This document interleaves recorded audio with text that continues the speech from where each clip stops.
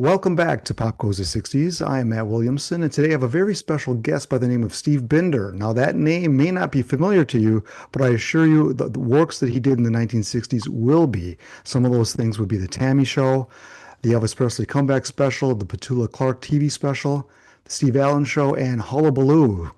Steve, thank you for joining us today. My pleasure, Matt. Well, what a wonderful way to talk about some of these things. I've had a lot of requests to talk about some of these rock and roll shows in the 60s, and I that's not my area of specialty. I didn't grow up in that time. And what better way would there be other than to have somebody who actually was producing and directing those shows in Mr. Binder here. So glad to have you.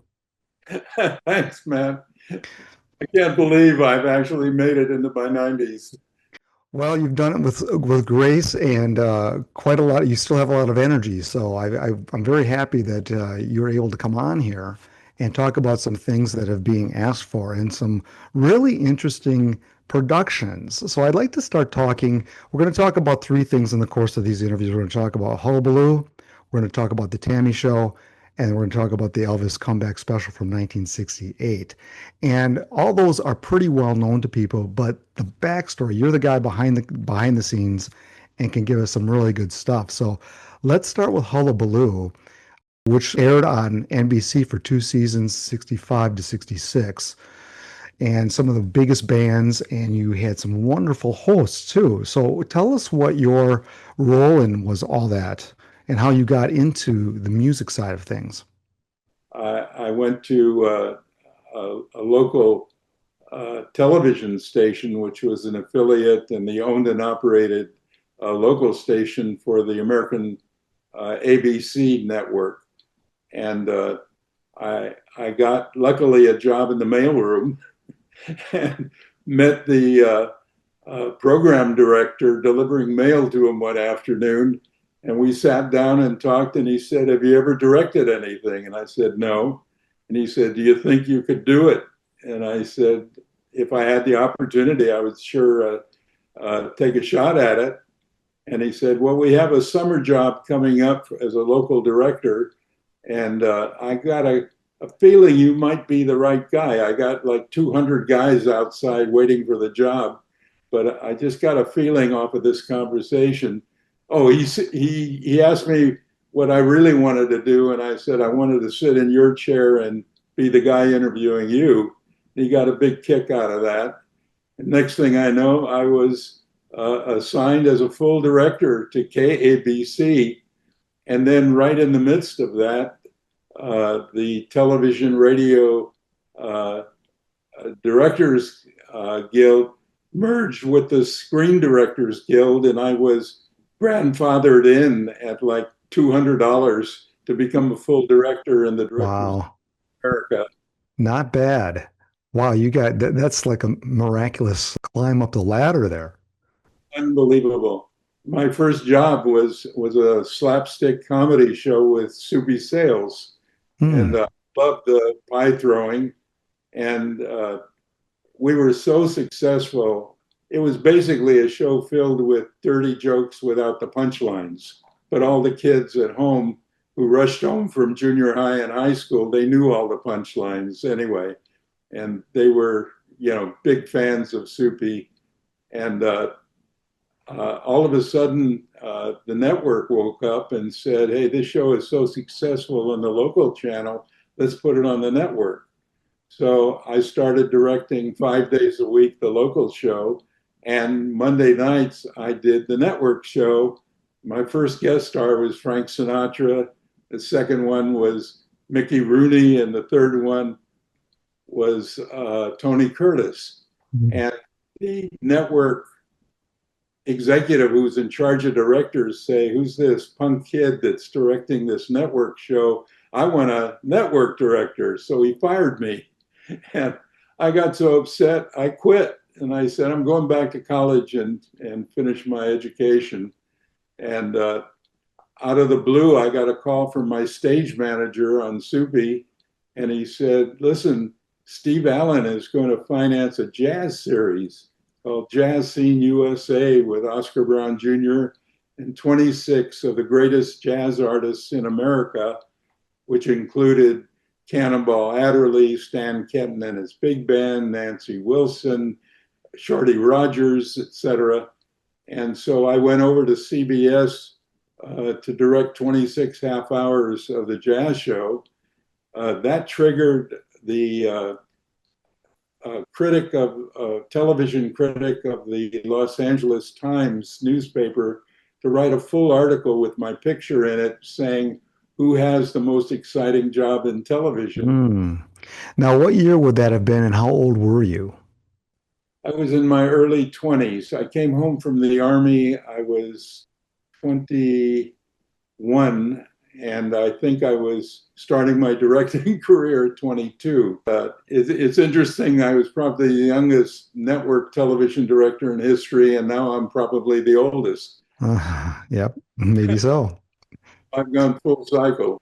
I've loved every minute of it. And when I did the jazz series, that's when Steve launched his Westinghouse 90-minute, 5 night a week late night show and asked me to direct that. So I spent 2 years uh, doing this Steve Allen show. And that's when I got the call to go to New York to do Hullabaloo.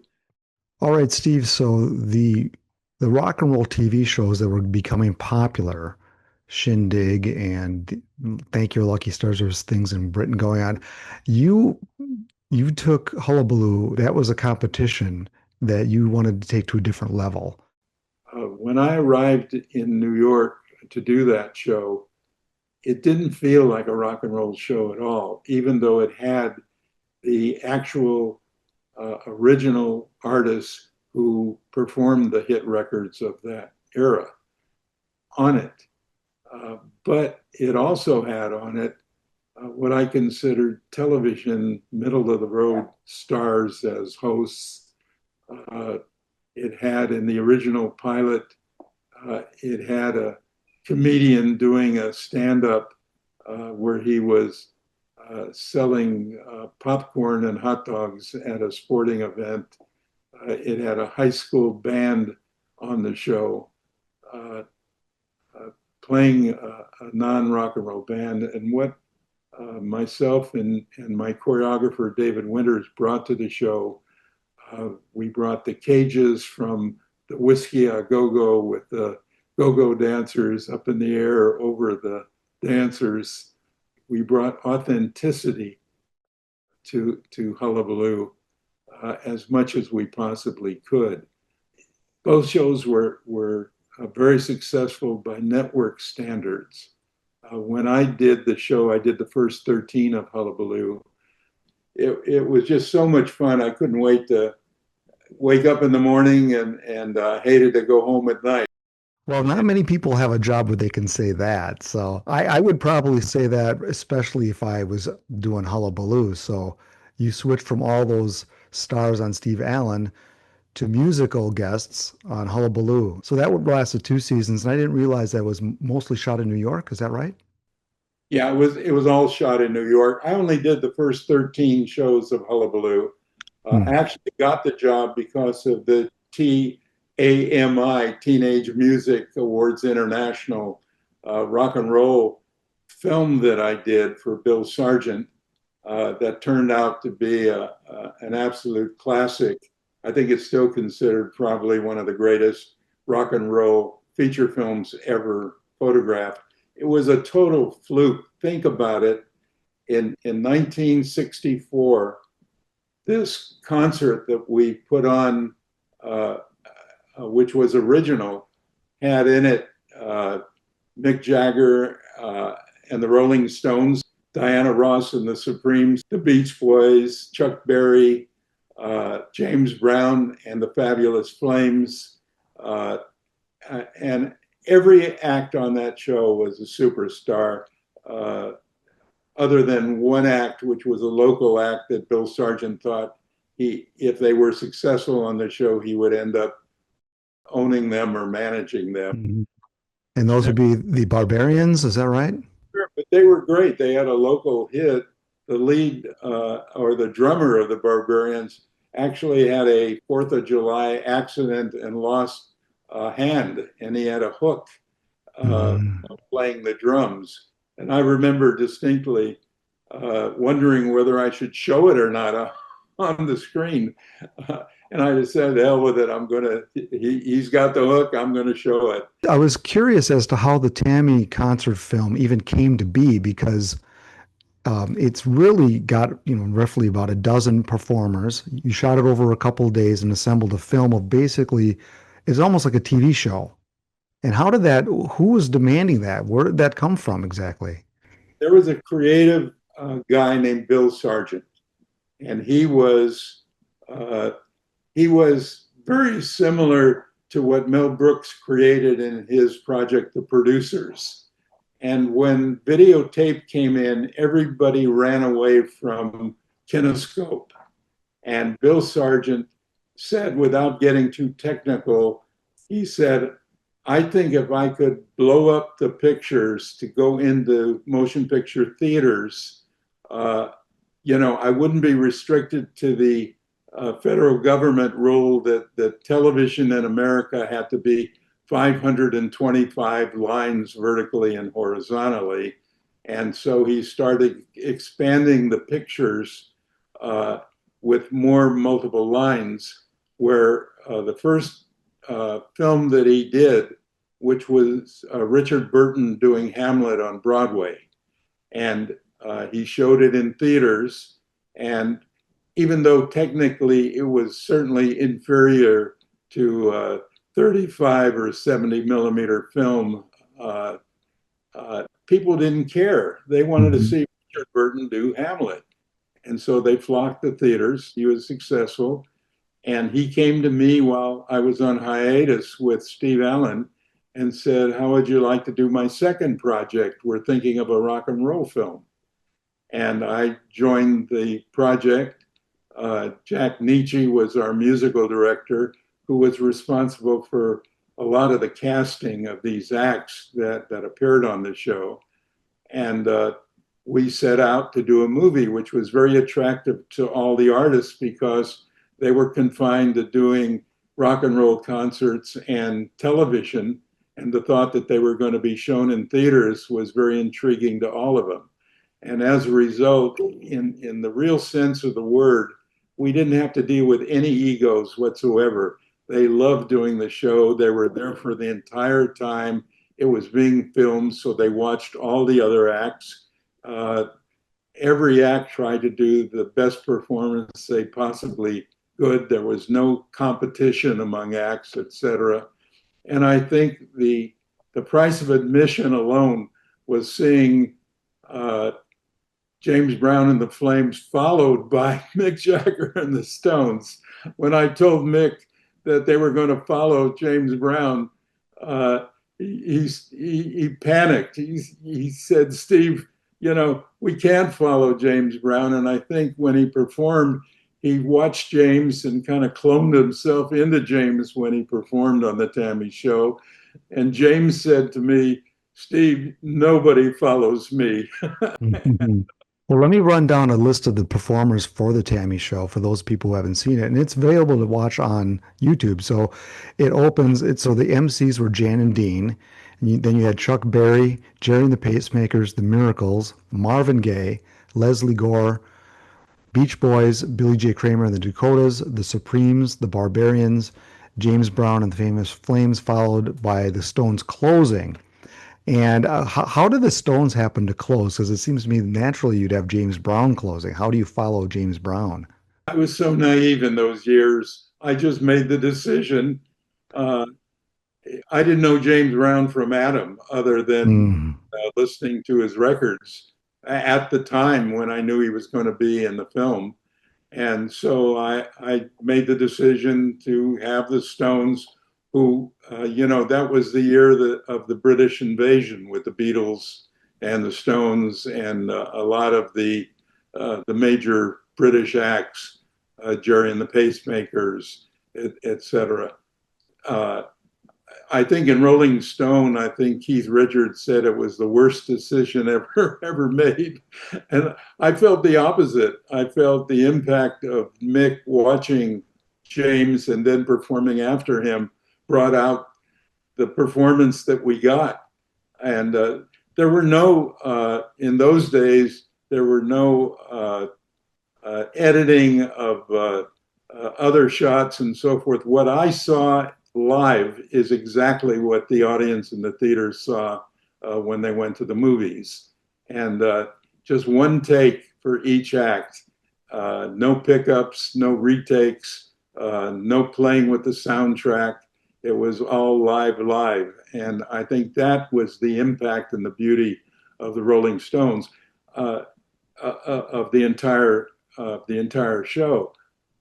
When I went to a screening before it went into theaters, I think I was at Technicolor Labs, and the head of Technicolor leaned over to Bill Sargent and he said, "I think your director destroyed your movie. Nobody is going to sit in a theater and look at those extreme close-ups for an hour and a half." Oh, so And wrong about that. thank God he was wrong, because I panicked when I overheard the conversation. And I thought, oh my God, did I ruin Bill Sargent's film? And as it turned out, it was a blessing to see the sweat on their faces and the sweat pouring down their underarms and so forth. And Mhm. who was the biggest star, Matt, do you think, of all those names that you just named? Well, that's a good question. I think Chuck Berry was the probably the oldest one aside from James Brown, but I think the Stones hadn't did not have a top 10 yet by the end of 1964 in the United States. So the Beach Boys were probably the biggest group there. The Supremes had just hit. Um, Good question. It's pretty even. Obviously Jerry and the Pacemakers were a part of that whole British invasion, and so it just was a great mix. Hands down, the biggest star of that entire cast at the time was Leslie Gore. Leslie Gore, yeah, there we go. Yeah, she was because in '63, I mean, she's pre-Beatles. Really, she's about the. Yeah. And well, ironically, the manager of the Beatles ended up being a regular member in the cast of Hullabaloo, where he brought over handpicked English acts to appear on the show. When I watched the T.A.M.I show, it's the first thing I thought of when it was done. First of all, it's just a great concert and everything. I know did you shoot it over 2 days, roughly? We shot it over 2 days, but it was actually in production for weeks. And Okay.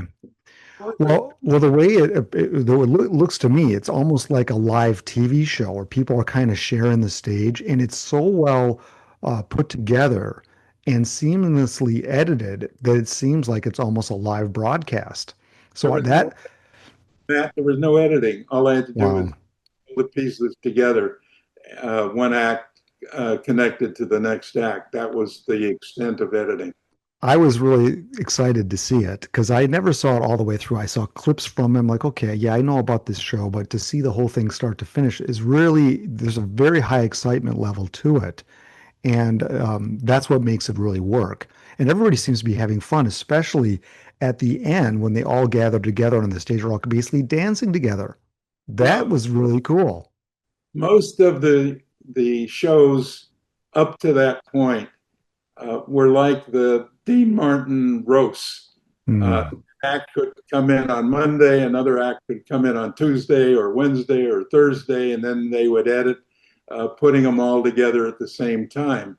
I insisted that everybody be there from beginning to end, and I think chemically it really made it important. When I finished the first half of the T.A.M.I show, uh, it ended with Leslie Gore's set, and I had a reprise of all the acts that appeared before her, uh, to show that they were all there. And then at the very end of the entire movie, when we did uh, the the finale, I had everybody, the dancers, the entire cast come out and to the tune of a Bo Diddley, we did the very closing of the T.A.M.I show. And I think everybody got it, that it wasn't being phoned in and it wasn't being pieced together. It was exactly the way the kids in the audience got to see it. Even the soundtrack, we didn't even augment it. We didn't have to. They were screaming from get go. If anybody walked to the left side of the stage, the audience would go crazy. If they walked to the right of the stage, the audience would go crazy over there, and so forth. And I think even though we had these lumbering big studio cameras, I had them dolly out with Mick to the audience, which was to me so exciting to realize this was live. Parents were coming in to grab their kids, pull them out of there because they weren't budging. And I'll tell you an interesting story. Uh, on the loading dock, we did it at the arena at the Santa Monica Civic Auditorium in Santa Monica. And Mick and myself went out to get some fresh air. And we're sitting on the dock, and all of a sudden I see two or three teenage girls who were in the audience screaming their lungs out, walking towards us. And in my mind, I'm thinking, oh no, they're going to see Mick and they're going to go crazy. And as these girls approached us, they wanted us to think they were so sophisticated that they didn't even acknowledge we were sitting there, which I think is a good, a good feel for human nature. And they walked right past us without commenting or even looking our way, as they passed us, even though we knew they were dying inside, Hmm. to Well, do that's a what they great did. story. You know. One of the other things I enjoyed watching the Tammy show, you got all the dancers there, and Terry Garr is one of the dancers, and she's visible throughout the entire show. And I'm a huge fan of Terry Garr, so that was a real treat for me to see her in her young dancing days. Absolutely. Terry was part of the dance troupe that the West Coast used as the best of the dancers, and I used a David Winters, who was a choreographer who had starred in New York in both the stage play and the movie of West Side Story. Mm. I played Ahab, and he came to the West Coast and started a dance class that was really super popular with the starlets, etc. And I hired David to choreograph the T.A.M.I show. His assistant was Toni Basil, who was a solo artist herself in the 60s and then started choreographing superstars like Bette Midler and so forth. Hmm. And David, uh, when I got the call to go to New York to direct Hullabaloo, I insisted they bring David with me, and he ended up being one of the stars of the show with the David Winters dancers. And in that troupe was Donna McKechnie and also Michael Bennett, who created one of the biggest hits in Broadway history with Chorus Line. Oh, wow. Uh, I've been just blessed with being surrounded by talented people, and I realized I never believed in the great man theory. I always felt he who surrounded himself with great people who were experts in their craft, uh, you know, that's how you really achieve great success. We're going to ask you some stuff about the performers at the Tammy show. And what I'm going to do is I'm going to name the performer, and you give me one line to describe them with regard to your experience on the Tammy show with them. Number one, Marvin Gaye. Great, great artist. Okay, how about the Beach Boys? The only performance where you could really hear their harmonies live The Supremes. opened the door to a lifelong relationship with Diana Ross. Chuck Berry. Never knew how well educated Chuck was and honor him as a father of rock and roll. The Rolling Stones. Nothing left to say about them. They're the greatest. Jerry and the Pacemakers. Jerry was fun to work with. I hear he became a great businessman. Did not know that. Okay, let's go to Smokey Robinson and the Miracles. Smokey, great to work with. I ended up doing a television series on NBC with him. Okay, let's talk about Jan and Dean, the MCs of the show. Jan and Dean were my personal friends that I actually put into the T.A.M.I show. Great tragedy when Jan passed away, and Dean continues with a wonderful career as a graphic artist. Billy J. Kramer and the Dakotas. I was disappointed with Billy J's performance on the T.A.M.I show. He called me because on my director's cut interview, I expressed my feelings, and he called me to tell me how disappointed he was at my comment. Since then, we have become to this day best friends. We see each other, Really? and whenever he's in Los Angeles, he visits me. Cool. Okay, Leslie Gore. Her mother tried to fix me up with her. Oh, great. Okay, we're going to finish this up with James Brown and the Famous Flames. I had no idea the brilliance, power.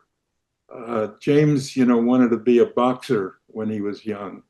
And I was a great fan of James. I went to visit him with one of his close friends not too many years before he passed. And he didn't know who I was when I went to visit him. And when he found out, he jumped into my arms and gave me the biggest hug. Uh, and uh, there's only one James Brown in history. Very good. Well, thank you for that rundown. That's quite a resume. Just in one show that you got to experience all those people close hand and up close and personal. Absolutely, it's kind of weird that uh, I never thought any of the shows or films that I did in my early days would ever be seen again, and now they're all out on DVD, and Mhm. I look at it as uh, it was meant to be, and I'm so happy that they were.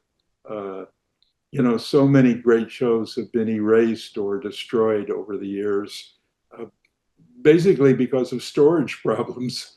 Yeah, yeah. They didn't have the proper storage facilities to house them. And I was lucky enough that amazed by the quality of 2-inch videotape. Well, one of the things I learned about you and looking through all of your work, the work you did on the T.A.M.I show, and then that got you the Hullabaloo gig. By the time 1968 rolls around, we've got this idea of an Elvis Presley special of some sort. And the people, I mean, Elvis had really, in the 60s, he didn't have the hits he had, obviously. He only had one top 10 hit between 1964 and beginning of 1969, and that was Crying in the Chapel.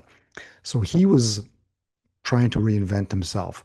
And that project came to you, and you had to deal with some very interesting things with the Colonel as well. So but it seemed like you were ready to deal with this stuff, having cut your teeth on all the other things in Hollywood the previous 4 years.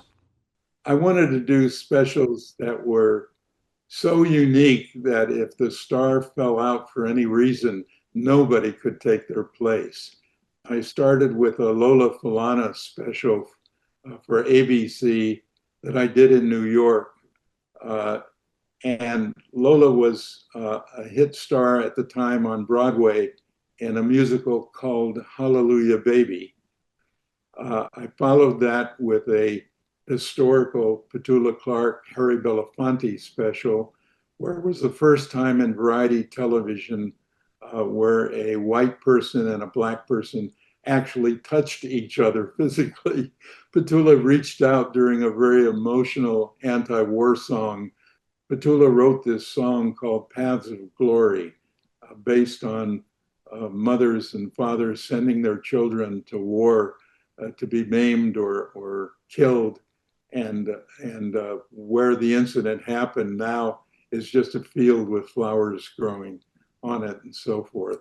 And uh, by Petula reaching out during an emotional part of the song next to Belafonte, she touched his forearm, and it created an international incident where it's picked up by Newsweek magazine and Time magazine with pictures of them touching, and it created a whole news story around the world.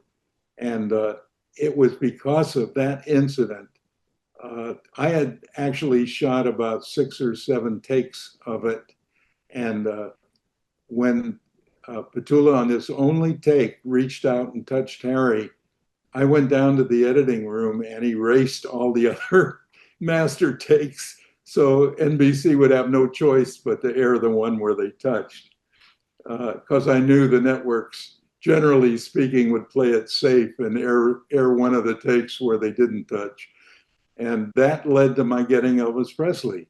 The executive producer of Presley, Bob Finkel, saw it and told Tom Sarnoff, the head of NBC, uh, we're not getting anywhere. We have a deal with Colonel Parker to do a Presley special. Uh, but from what I understand, Elvis doesn't want to do it. And so I found this kid who just finished doing the incident with Petula and Belafonte, and I think he might be perfect for Elvis because not only is he in television, but he's also in the music business. He and his partner are producing The Fifth Dimension, The Association. They're working with Laura Nero, and it might be a perfect fit. And that's how it all started. And you're referring to Bones Howe, I believe, correct? Exactly. I had felt in the early days of television executives ignored audio. They thought it was unimportant. The screens were small and the audio speakers were even smaller, obviously, and they had written audio off.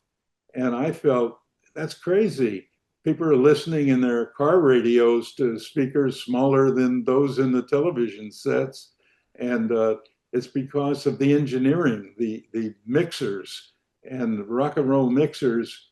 And in those days, they only had 4 tracks to work with.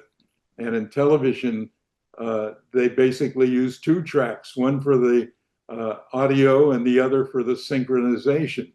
And Bones and I had decided on Elvis. NBC wanted us to use the Bob Hope orchestra, which we insisted that we use what is now called the Wrecking Crew, the greatest studio musicians in rock and roll. And we insisted that they use, I think we upped the 2 track to 4 track or 8 track at the most. And today, mixers use over 100 tracks, multiple microphones to get the sound from a drum kit. And in those days, it was put one microphone over the orchestra, and that's it. So I think we made a great contribution to the television by combining the best of the record world with the television world. And and even when Bones was supervising and my partner, he wasn't allowed to touch the audio board because the unions were so strict at the networks that they had to have their own audio mixer who basically was used to just opening that one pot to get the sound of the overall sound of the entire orchestra and vocalist included. And, it turned out that the NBC audio engineer, Bill Cole, respected Bones so much that they worked as a great team in getting the sound. And I believe strongly that none of my specials would have been aired and put on DVDs to this day without the strong audio tracks.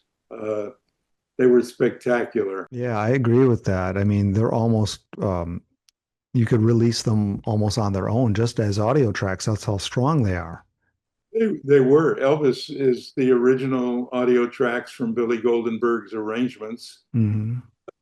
and Billy was a total fluke because the only person Elvis wanted of his original team was Billy Strange to do the musical directing. And Billy at the time was busy with Nancy Sinatra after she had her hit of Boots Were Made for Walking. And he kept stalling me as far as getting any of the lead sheets for Elvis to rehearse with. And I gave him a deadline and he didn't meet the deadline. And so I fired him. And Colonel Parker went nuts and said, now you're going to be fired because Elvis is going to be so irate. And when Elvis came to work the next day, he asked me what happened. I told him, and he said, fine, let's move on. And he had never heard one note of Billy Goldenberg's arrangements. Billy was the dance arranger on Hullabaloo for David Winter's Dancers. And I loved Billy Goldenberg. He was a ghostwriter for Frank Lesser on Broadway and Mm. all his musicals when he was a teenager. And Billy and I were together for all of our specials with Leslie Uggams and Petula Clark and Elvis. And, it was a gamble on my part, but Elvis made me promise that if he didn't, when he heard the orchestra, the studio musicians play his music, if he didn't like what he heard, I had to promise him I would send all the musicians home and just keep the rhythm section. And Elvis walked into the studios, stood next to Billy Goldenberg, heard the downbeat on If You're Looking for Trouble, You Came to the Right Place, and he never looked back. He loved Billy Goldenberg. He was his guy. And it, it was it was always a case of putting the right people with the right star. And I was very, very fortunate. You hear these nightmare stories of, the tantrums by stars and so forth and so on. I've been really lucky outside of maybe one or two stars in my entire career. I've had a great relationship, especially with Diana Ross. I've been fortunate to do. I met Diana, though I don't think we even knew each other when I did the T.A.M.I show, and she was with the Springs. But I started in 1977 when she broke away from Motown. Uh, she had a hit record called I'm Coming Out, and we've been together ever since. I did a slew of specials with her, including Diana Ross in Central Park, The Big Rainstorm, which is a story unto itself. Mhm. I'd like to talk about the beginnings of the Elvis special because I know that Elvis was a little nervous about this. Colonel Parker had his own ideas, and you had to kind of, there was some concern about how to present the music with this big orchestration. But what ended up happening was the beginning of the special. Elvis is back in his leathers. He's doing his old stuff. And that kind of theater in the round where it's just his band. It's really kind of lo-fi, but he's doing it completely live, which I think was not at all what the Colonel wanted. He wanted slick and something very big, but that's not how it was presented. So how did that come about? The Colonel was really gearing, it was the Colonel who made it possible for Elvis to be drafted because he wanted to get rid of his bad boy image to the American public. I did And not know that. Wow. he had visions of Elvis uh, being a television star in the path of Andy Williams or uh, who had a family show at Christmas time, or Perry Como, who was used to doing a Christmas show with his family and so forth. And he thought Elvis would be a good personality to do middle of the road television and become a household personality on television. Uh, he kept talking about this special being a Christmas special. When I first met the Colonel, he handed me a quarter-inch album that was his Christmas gift from Elvis to all the disc jockeys in America of 26 Christmas songs, and said, "This is the show that NBC and myself and Elvis have agreed upon, and this is the show we want you to do." Well, I had no intentions of doing that kind of a show. I had way moved past that in my own head and career. And I had heard rumors. I saw Elvis perform originally on the Ed Sullivan Show when he was with his original trio. And, he did Hound Dog and Blue Suede Shoes. And, I was amused by him. I wasn't a fan, truthfully. I was just amused.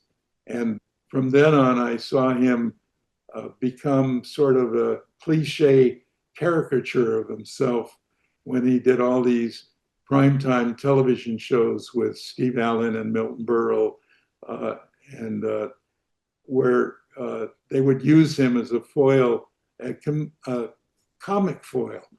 Steve had him stand in front of, in a tuxedo, stand in front of a real hound dog, a singing hound dog. And it was embarrassing to me. And so in my head, from day one, when I went to see the Colonel, I was convinced I wouldn't get the job. And because I had a whole other vision, I wanted to bring out the stories I heard about Elvis, who said when he was on his own at Graceland, he would jam and for hours with his buddies and do all these great black rock and roll songs and gospel songs and so forth. That was how I approached the show from day one. And when I found out the Colonel approved me, when I met him, I was shocked. I said, you know, because I didn't tell the Colonel I would agree with him or do the Christmas special he wanted to do. In fact, I don't remember even responding anything to the Colonel when he handed me these gifts. He even made me a member of the Snowman's Club, his fictitious membership in a club where he thought it was for the greatest BSers he knew.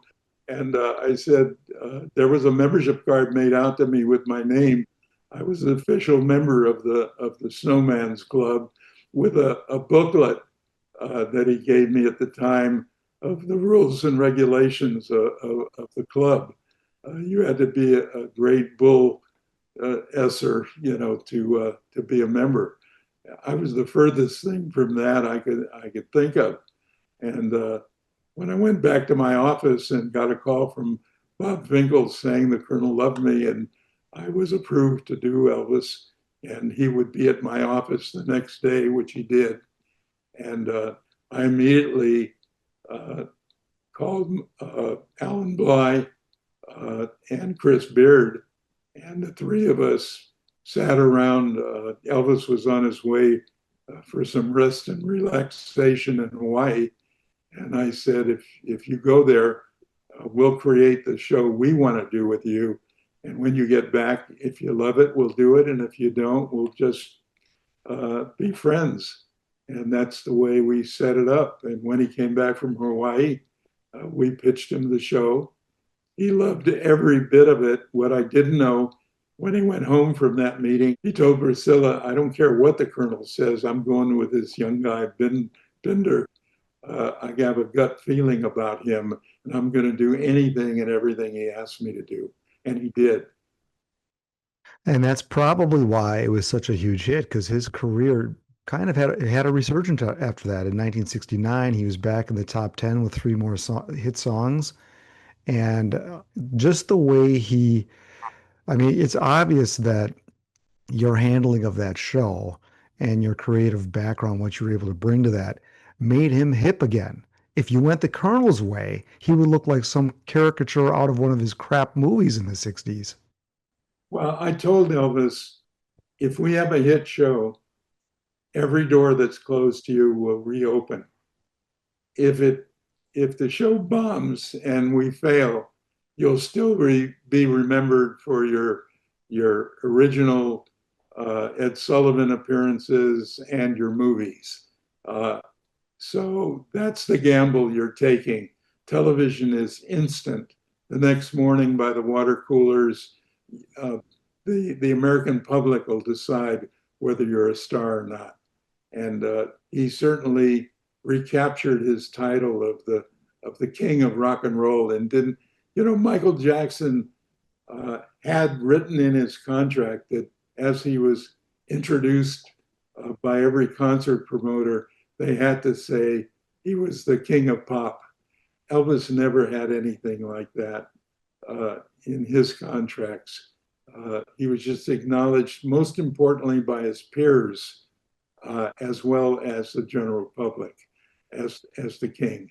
I think the turning point for me was the original ballad of If I Can Dream on the 68 special, where the colonel kept saying, you know, over my dead body, will Elvis ever sing that song? And Elvis, after hearing the colonel say that to me, actually turned to me and said, I'll do it. And that song, uh, which he never sang again after the 68 special, he never did it in Oh, concert. really? I did not know that. So that I know he had heard that song, and that was a song that really affected him because he had all the assassinations going on in 68. And I think Bobby Kennedy, that had an effect on Elvis, and he wanted to say something. And obviously the Colonel, not part of the Colonel's business plan, but Elvis didn't go, he kind of behaved himself and did what the Colonel told him most of the time. But here we find him being a little bit obstinate. Well, the colonel played his father like a Stradivarius violin. And he knew if Elvis balked at anything, he could always go to his father and get his father to talk Elvis into doing it.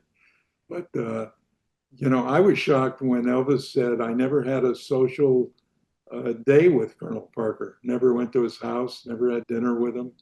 Uh, and then the colonel verified it to me by saying the exact same thing, but the opposite.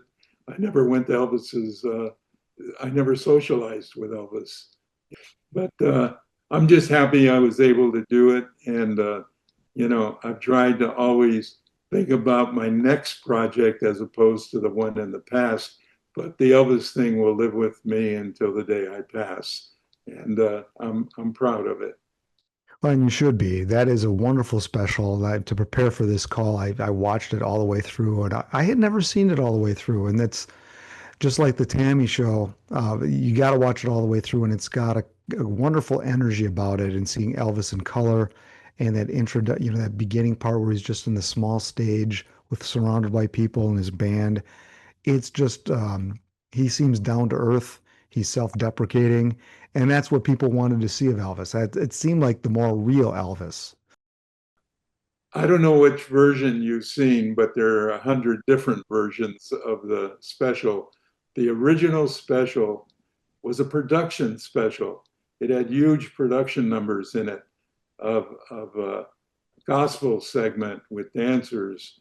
Uh, Elvis being the guitar man, where he sets out for to discover fame and fortune, and realizes that true happiness was being poor and just having his beat up guitar and playing because he loved to play music. And it's interesting because there was a segment originally that we planned on doing his old songs, but in a new arrangement way. Uh, but the improv stuff, which is basically what people think was the special, was a last minute desperate attempt by myself of getting it into the show. The original show was only 60 minutes long, which in those days with commercial intrusions was about 48 minutes. So there wasn't time to put any of the improv into it other than as interstitial introductions. Uh, and then when I, on my own, edited my 90-minute version, and then when Elvis passed and Anne Margaret hosted a 3-hour special, and they sent a gopher down to the vault at NBC to pull the Elvis special, he had no knowledge of what had happened in the past, or he or she, and they pulled my 90-minute version by mistake and brought it up. And from that day forward, the 60-minute was totally destroyed or ignored. And it's been the 90-minute version ever since, which I was never compensated for. And, you know, it was just a total, again, meant to be fluke that it ever got aired. And I was able to put at least a good half hour of improv into it. And then the next version was an HBO special called One Night with You, which was all about the improv because I had shot 2 hours of the improv. And originally, Elvis was afraid to go out because he didn't remember anything he had done in his dressing room. Uh, and when he went out, I, I used the cliche of vaudeville, where I said I almost had to get the hook to get him off the stage. He was having, and luckily, I had Mac Davis had written a song called Memories, which fit perfectly into that segment. And I used that as Elvis's signal to wrap it up in the improv. And, otherwise he would have kept going until I turned off the cameras. And I was trained in early Steve Allen days, never, as long as a star is on stage performing, never take the camera off of them, no matter what. And, you know, I'm willing to go off the set to show what's happening. I don't believe in clean perfection. I'm interested in entertainment. If an audience doesn't laugh or cry after your show, you have failed as a director. I don't care how smooth or clean or if it's homogenized, you didn't accomplish anything. And I want emotion when I do my specials.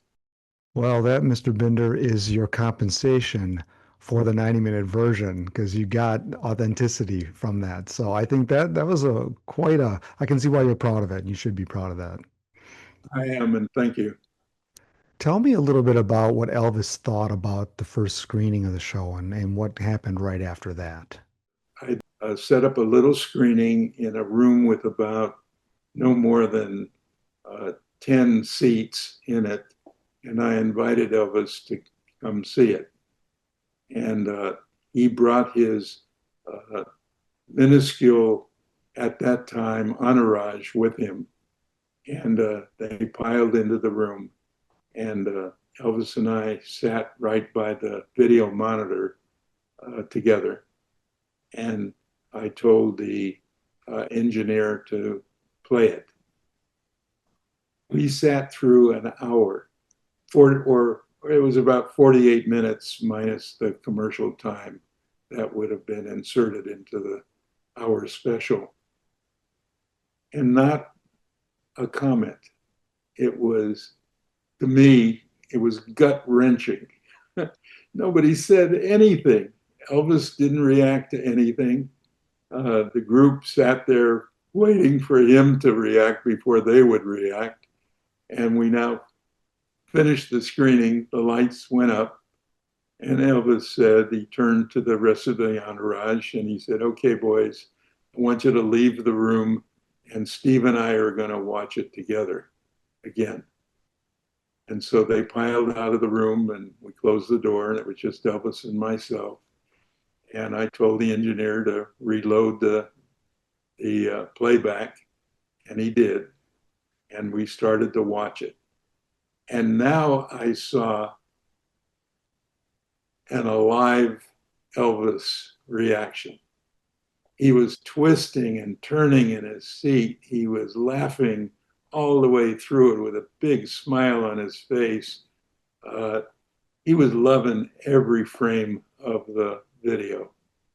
And it finished, the lights went up, and Elvis said, "Steve, I got to tell you, I am never going to sing a song again that I don't believe in. I'm never going to do a movie where I don't approve the script." He went on and on. "I want to meet my fans all across the world." And I said to him, "Elvis, I hear you, but I don't know if you're strong enough to stand up to what you're telling me now. And I hope you are, but I don't know." And unfortunately, I was right. He ended up going to Las Vegas, being talked into being a resident by Parker, and the rest of his life, he was a saloon singer in Las Vegas.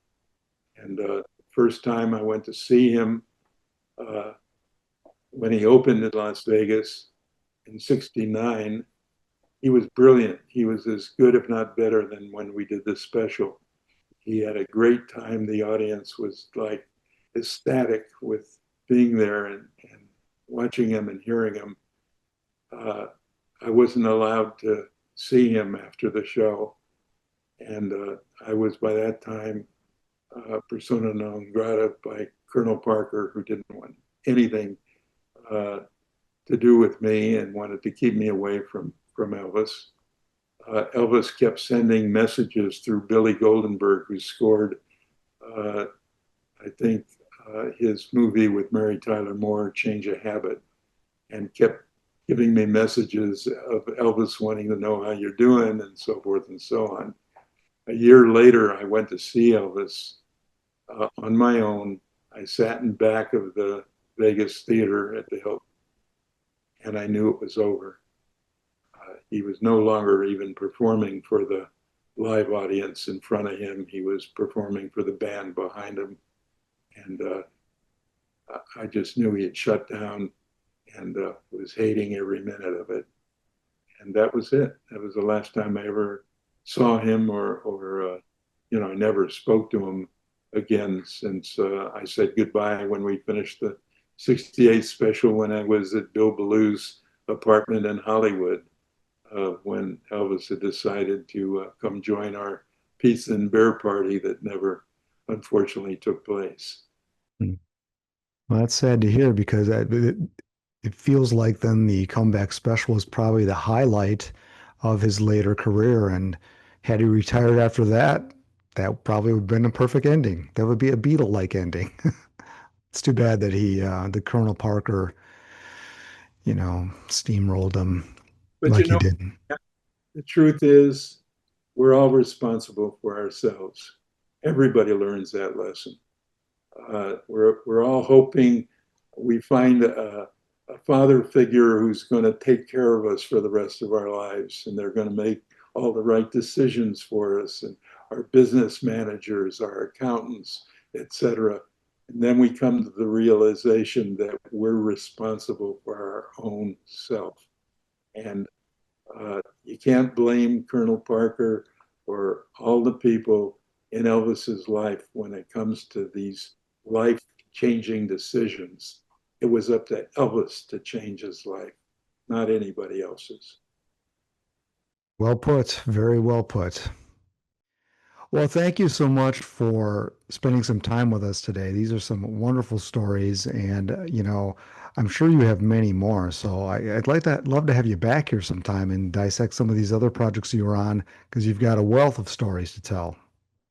Well, Matt, I enjoyed talking to you. You know, I did get a chance to see an earlier uh, show of yours, and I was anxious to talk to you on my end. And you've lived up to everything I hoped you would be. Oh, wow, that's very kind of you to say. Thank you. Well, thank you again for being with us here, and you check back again. We will have other wonderful guests like Steve here on Pop Goes the '60s.